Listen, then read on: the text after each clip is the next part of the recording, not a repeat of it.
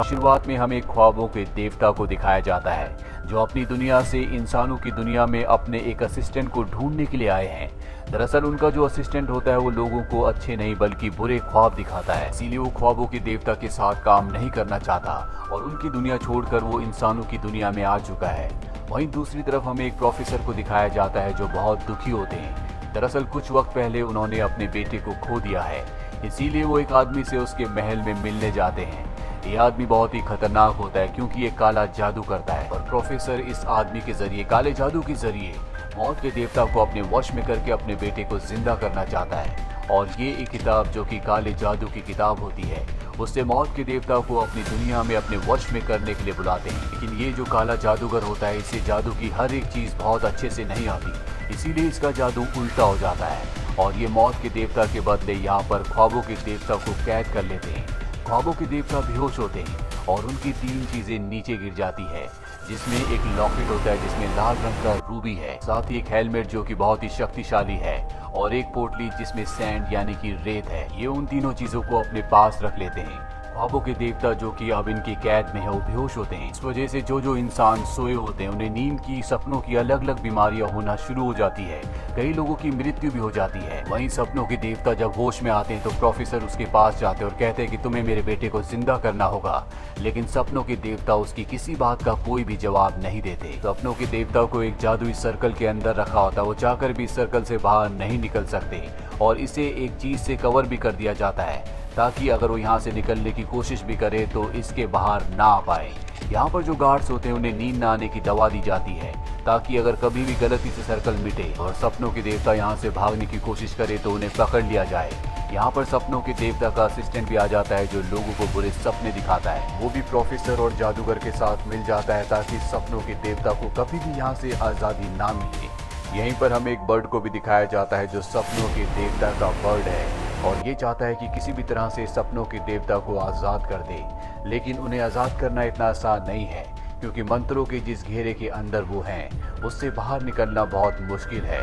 यहाँ पर जो जादूगर होता है उसका एक बेटा भी होता है और एक दिन जब वहाँ पर गार्ड नहीं होते तो वो सपनों के देवता के पास जाता है और कहता है कि अगर मेरे बस में होता तो मैं तुम्हें यहाँ से आज़ाद करवा देता, लेकिन मैं शायद ऐसा नहीं कर पाऊंगा। और ये बात उसके पिता जादूगर सुन लेते हैं जिससे उसे बहुत गुस्सा आता है और वो अपने बेटे को बहुत मारते हैं और कहते हैं कि अगर वो मौत का देवता वहाँ से आज़ाद हो गया तो वो हम सबको मार देगा। इन्हें नहीं पता होता कि ये सपनों का देवता है। दरअसल जादूगर का ये सौतेला बेटा होता है। वो कहता है कि अगर तुम चाहते हो कि मैं तुम्हें ना मारूं तो तुम्हें यहाँ पर एक पक्षी को मारना होगा। ये उसी मौत के देवता का पक्षी है जो उसे छुड़ाना चाहता है। वहीं पक्षी को दिखाया जाता है जो इस जगह पर आग लगाने की कोशिश कर रहा होता है और तभी जादूगर का सौतेला बेटा उसके सामने आकर उसे मार देता है। सपनों के देवता अपनी आंखों से देखते हैं लेकिन वो कुछ भी नहीं कर पाते। आज उन्हें यहाँ कैद में पूरे 10 साल हो चुके हैं। वहीं जादूगर की गर्लफ्रेंड को दिखाया जाता है जिसका नाम एथल है। वो जादूगर के बच्चे की माँ बनने वाली है लेकिन जादूगर इस बच्चे को अपनाना नहीं चाहता। वो कहता है कि तुम अपना अबॉर्शन करवा दो। इस बात से उसकी गर्लफ्रेंड को बहुत गुस्सा आता है और वो उसकी उन तीनों जादुई चीजों को जो सपनों के देवता की है, जिसमें गले का लॉकेट, एक हेलमेट और एक जादुई पोटली जिसमें रेत है, वो तीनों चीजें हैं, उन्हें चुराकर उस जगह से निकल जाती है। इस बात से जादूगर को बहुत गुस्सा आता है। दरअसल इन्हीं चीजों की वजह से आज वो बहुत अमीर और प्रसिद्ध आदमी बन गया होता है और अब वो सपनों के देवता के पास आता है। उनसे कहता है कि मुझे अमर होने का वरदान दीजिए। दरअसल आज तक सपनों के देवता ने एक भी शब्द नहीं बोला होता और आज भी वो उसकी बात का कोई जवाब नहीं देते। यहाँ पर जादूगर का सौतेला बेटा एलेक्स भी होता है। उन दोनों के बीच में आर्गुमेंट्स होना शुरू हो जाती है जिसमें जादूगर को धक्का लगता है और उसकी मृत्यु हो जाती है। इसके बाद एलेक्स सपनों के देवता के पास जाकर उनसे कहता है कि मैं आपको आज़ाद कर दूंगा लेकिन आपको मेरी जान को बख्शना होगा।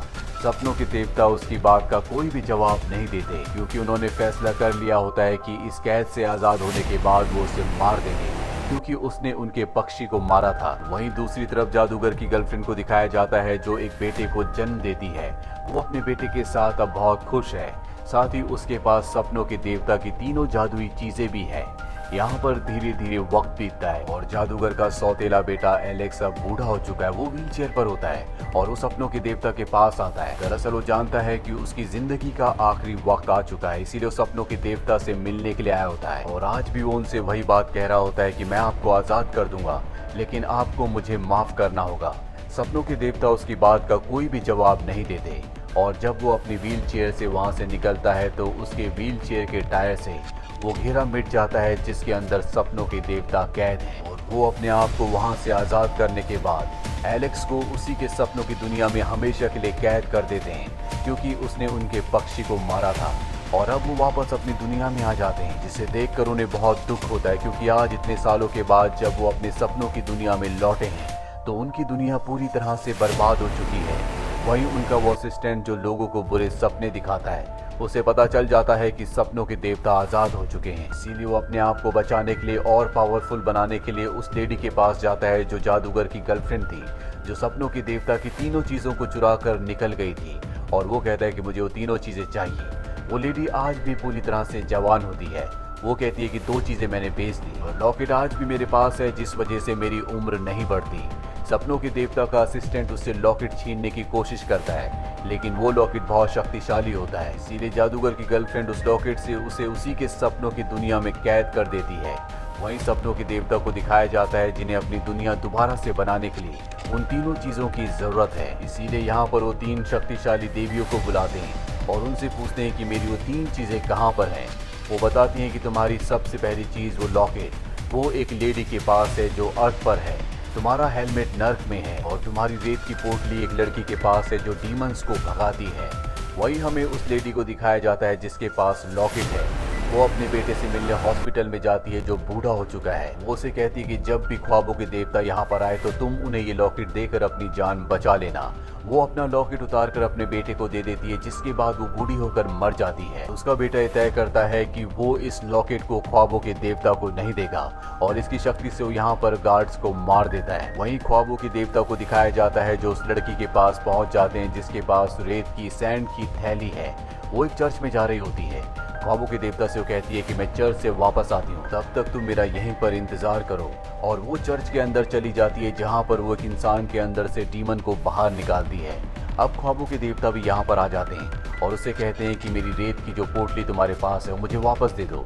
वो कहती है कि वो मेरे पास नहीं है बल्कि मेरी एक दोस्त के पास है। और इसके बाद वो सपनों के ख्वाबों के देवता को अपने साथ अपने दोस्त के पास ले जाती है।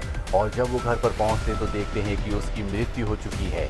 रेत की पोटली उसके हाथ में होती है जो ख्वाबों के देवता ले लेते हैं और इस तरह से उन्हें उनकी पहली चीज मिल जाती है। इसके बाद ख्वाबों के देवता नर्क की देवी के पास जाते हैं और उन्हें कहते हैं कि मेरा एक हेलमेट जो किसी ने चुरा लिया है वो नर्क में है, यहीं वो किसी आदमी के पास है। इसके बाद नर्क की देवी उस आदमी को बुलाती है जिसके पास ख्वाबों के देवता का हेलमेट होता है, लेकिन वो उन्हें हेलमेट देने से मना कर देता है। वो कहता है कि अगर तुम्हें हेलमेट चाहिए तो तुम्हें मेरे सवालों का जवाब देना होगा और अगर तुमने सही जवाब नहीं दिए तो तुम्हें हमेशा मेरा गुलाम रहकर रहना पड़ेगा। और अब ख्वाबों के देवता उसके सभी सवालों का जवाब ठीक ठीक दे देते हैं, जिसके बाद उन्हें अपना जादुई हेलमेट भी मिल जाता है। और अब उन्हें तीसरी चीज चाहिए जो कि वो लॉकेट है जो उस लेडी के बेटे के पास है जो मेंटल हॉस्पिटल में था। और उसके पास ख्वाबों के देवता का असिस्टेंट जाता है, लेकिन उसे समझ में आ जाता है कि इंसान पूरी तरह से साइको है। और अब ख्वाबों के देवता भी उस आदमी तक पहुंच जाते हैं। वो देखते हैं कि वहाँ पर लॉकेट है और जैसे वो लॉकेट को हाथ लगाने की कोशिश करते हैं तो लॉकेट उन्हें दूर फेंक देता है, क्योंकि जिस भी आदमी के पास ये लॉकेट होगा वही इसकी शक्तियों को इस्तेमाल कर पाएगा। अब वो आदमी इस लॉकेट को लेकर एक रेस्टोरेंट में जाता है जहाँ पर वो इसकी शक्ति से सभी के दिमागों से खेलना शुरू कर देता है। सब एक दूसरे पर हमला कर देते हैं जिसमें कई लोगों की जान भी चली जाती है।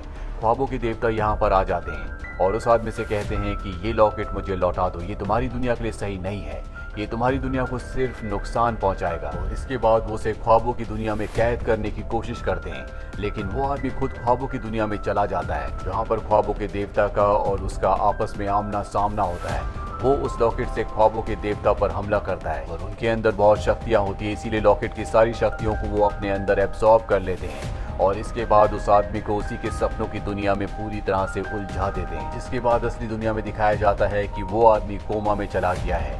ख्वाबों के जो देवता होते हैं इनकी बहन मौत की देवी होती है और अब इनके पास इनकी तीनों चीजें वापस आ चुकी हैं, लेकिन फिर भी ख्वाबों के देवता को अधूरापन लग रहा होता है।